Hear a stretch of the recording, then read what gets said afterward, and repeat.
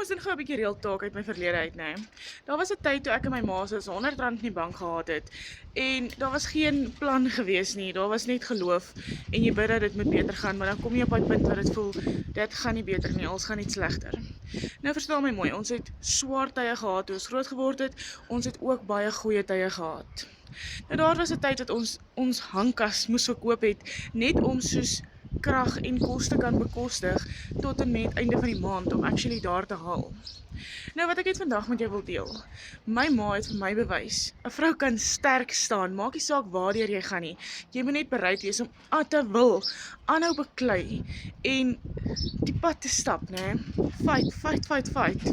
Nou, sy het my altyd gesê, soos moenie opgee nie, die son gaan weer skyn, né? Ek het geluister. En vandag bou ek in my toekoms.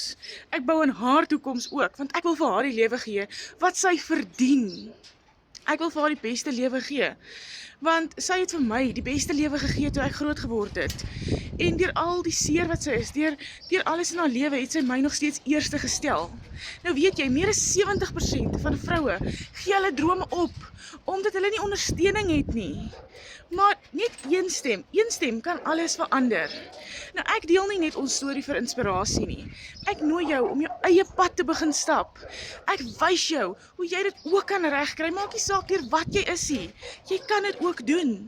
Nou sit vir my deurbraak hier in die comments en ek help jou bou in jou nalatenskap. Dis tyd om vir jouself op te staan. Dis tyd om jouself 'n kans te gee. Nou sy het nooit opgegee op my nie en sy doen nog steeds nie. Nou hoe kan ek opgee op haar?